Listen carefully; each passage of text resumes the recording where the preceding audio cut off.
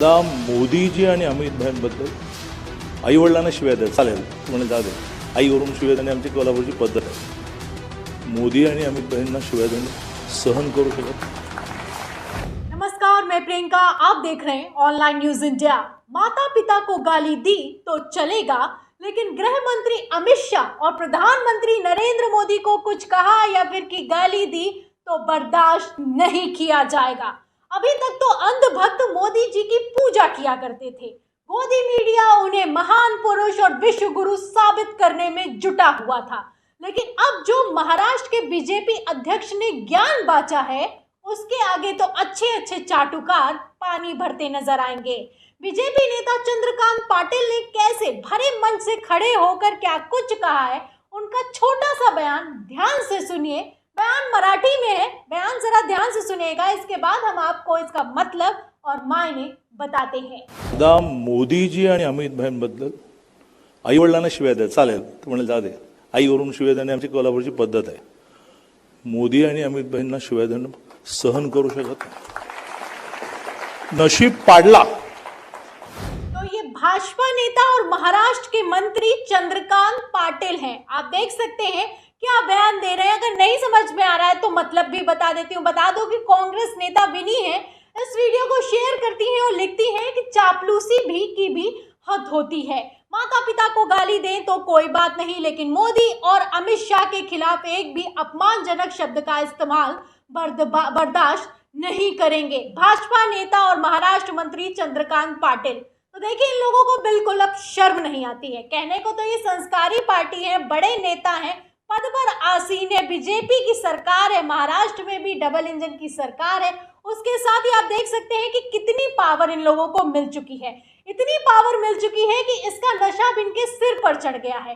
किस तरीके से मंच पर खड़े होकर क्या कुछ बोल रहे हैं, शायद इन्हीं को कुछ समझ में नहीं आ रहा है। मंच पर खड़े होकर बीजेपी नेता बयान देते हैं चंद्रकांत पाटिल, कहते हैं कि मम्मी पापा को अगर कुछ भी कहना है तो कह लो, लेकिन मोदी और शाह को कुछ कहा तो बवाल मच जाएगा, बर्दाश्त नहीं किया जाएगा। बयान से भी आप अंदाजा लगा सकते हैं कि इनका दिमाग कहाँ है, कैसे इस बयान देते हैं और कैसे आप देख सकते हैं कि मंच पर खड़े होकर बोलते हैं और इन लोगों को किसी तरीके का कोई डर नहीं है, कोई समझ नहीं है। इस बयान से तो ऐसा ही लगता है मानो कैसे विपक्ष ने हमला बोला, ये भी आप देख सकते हैं। कहा गया है कि चापलूसी की भी सीमा होती है, लेकिन चापलूसी में सारी सीमाएं लोगों ने पार कर रखी हैं। लगातार इसी तरीके के बयान सामने आते हैं। चंद्रकांत पाटिल जो ये नेता है बीजेपी के, महाराष्ट्र से अध्यक्ष भी हैं, इनका ऐसा बयान पहली बार नहीं सामने आया। इन्होंने पहले भी ऐसा ही कुछ कहा था। चंद्रकांत पाटिल का एक और बयान सामने आया था, आपको बता देती हूँ। दैनिक भास्कर की खबर देखिएगा, इसमें लिखा हुआ है कि महाराष्ट्र बीजेपी अध्यक्ष का दावा। चंद्रकांत पाटिल ने कहा, अब सिर्फ 2 घंटे सो रहे पीएम मोदी 24 घंटे जागने की कर रहे हैं प्रैक्टिस। तो प्रधानमंत्री नरेंद्र मोदी को ये लोग भगवान साबित करने में किस तरह से जुटे हुए हैं आप देख सकते हैं। एक तरफ अंधभक्तों की टोली है तो वहीं दूसरी तरफ सोशल मीडिया पर किस तरीके से गैंग एक्टिव है ये आप जानते हैं। और ऊपर से जो बीजेपी नेता है, विधायक है, सांसद है और उसके साथ महाराष्ट्र से अध्यक्ष है, किस तरीके के बयान देते हैं। कह रहे हैं कि जो मोदी जी हैं अब 2 घंटे सोते हैं, लेकिन अभी वो प्रैक्टिस कर रहे हैं कि वो 24 घंटे जाग सके। क्या बयान दिया था सुनिएगा। उनका कहना था कि भारतीय जनता पार्टी के महाराष्ट्र अध्यक्ष चंद्रकांत दादा पाटिल ने एक हैरान करने वाला बयान दिया है। उन्होंने दावा किया है कि कोल्हापुर में कार्यकर्ताओं को संबोधित करते हुए उन्होंने कहा कि प्रधानमंत्री नरेंद्र मोदी अब रोजाना सिर्फ 2 घंटे सोते हैं, जबकि 22 घंटे काम करते हैं। उन्होंने ये भी कहा कि पीएम अब एक प्रयोग कर रहे हैं ताकि उन्हें सोने की जरूरत ही ना पड़े, वह देश के लिए 24 घंटे काम कर सकें। सवाल तो इस बात का है कि 24 घंटे जगकर काम क्या कर रहे हैं, ये भी एक सवाल बनता है। जहाँ एक तरफ आप देख सकते हैं महंगाई, बेरोजगारी किस तरीके से लगातार बढ़ती जा रही है, वहीं दूसरी तरफ जो सांसद है, जो नेता है, किस तरीके से मोदी जी को पेश कर रहे हैं कि 24 घंटे जागने की प्रैक्टिस कर रहे हैं। एक तरफ आप देख सकते हैं कि कैसे प्रधानमंत्री नरेंद्र मोदी की ये लोग लुटिया डुबाने का काम करते हैं। क्या पहले कहते हैं कि 2 घंटे सोते हैं, फिर कहते हैं कि अब तो प्रैक्टिस करें कि 2 घंटे भी ना सोए, 24 घंटे काम करें देश के विकास के लिए। और कितना विकास हो रहा है ये तो आप खबरों में देखते ही रहते हैं। ये भाजपा प्रदेशाध्यक्ष कोल्हापुर उत्तर विधानसभा उपचुनाव के लिए भाजपा कार्यकर्ताओं को संबोधित करते हुए उन्होंने बयान दिया था और उसके बाद उनका बयान कैसा सामने आया वो भी आप देख सकते हैं। कहना है कि माता पिता को कुछ कहना है तो कह लो, लेकिन मोदी और शाह को कहा तो बर्दाश्त नहीं किया जाएगा।